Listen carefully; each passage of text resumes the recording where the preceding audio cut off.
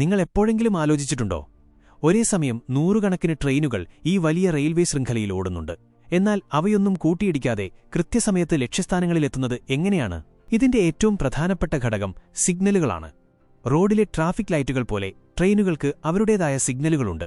Red signal നിൽക്കുക, yellow signal ശ്രദ്ധിച്ച് മുന്നോട്ടു പോകുക, അടുത്ത സിഗ്നൽ ചുവപ്പായിരിക്കാം എന്ന് സൂചിപ്പിക്കുന്നു, ഗ്രീൻ സിഗ്നൽ മുന്നോട്ടു പോകാം. ഓരോ സിഗ്നലിനും ഒരു പ്രത്യേക ബ്ലോക്ക് സെക്ഷനുമായി ബന്ധമുണ്ട്. ഒരു ബ്ലോക്കിൽ ഒരു ട്രെയിൻ കയറുമ്പോൾ ആ ബ്ലോക്കിന്റെ സിഗ്നൽ റെഡായി മാറും. ആ ട്രെയിൻ ആ ബ്ലോക്ക് കടന്നുപോയാൽ മാത്രമേ അടുത്ത ട്രെയിനിന് മുന്നോട്ടു പോകാൻ അനുമതി ലഭിക്കൂ. ഈ സിഗ്നലുകൾ എങ്ങനെയാണ് ഒരു ട്രെയിൻ എവിടെയാണെന്നറിയുന്നത്? അതിനാണ് ട്രാക്ക് സർക്യൂട്ടുകൾ ഉപയോഗിക്കുന്നത്. റെയിൽവേ പാളങ്ങൾക്കിടയിൽ ഒരു ചെറിയ ഇലക്ട്രിക് സർക്യൂട്ടുണ്ട്. ഒരു ട്രെയിനിന്റെ ഇരുമ്പ് ചക്രങ്ങൾ ഈ പാളങ്ങളിൽ വരുമ്പോൾ ആ സർക്യൂട്ട് പൂർത്തിയാവുകയും കൺട്രോൾ റൂമിലേക്ക് ഒരു സിഗ്നൽ അയക്കുകയും ചെയ്യുന്നു. ഇത് ബ്ലോക്ക് സെക്ഷനിലെ മറ്റ് ട്രെയിനുകൾക്ക് ഒരു മുന്നറിയിപ്പായി വർത്തിക്കുന്നു.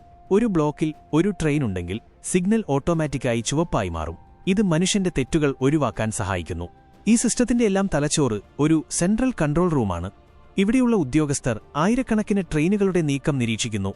അവർ ഒരു ട്രെയിൻ ഒരു ട്രാക്കിൽ നിന്ന് മറ്റൊരു ട്രാക്കിലേക്ക് മാറ്റേണ്ടി വരുമ്പോൾ സ്വിച്ചുകൾ ഉപയോഗിച്ച് പാളങ്ങൾ മാറ്റുന്നു.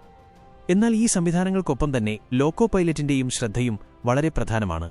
സിഗ്നലുകൾ കൃത്യമായി പാലിക്കുകയും ഓരോ നിമിഷവും ജാഗരൂകരായിരിക്കുകയും ചെയ്യേണ്ടത് അവരുടെ ഉത്തരവാദിത്തമാണ്. അപ്പോൾ ട്രെയിനുകൾ കൂട്ടിയിടിക്കാതെ ഓടുന്നത് ഒരു വ്യക്തിയുടെയോ ഒരു ഉപകരണത്തിന്റെയോ കഴിവുകൊണ്ടല്ല.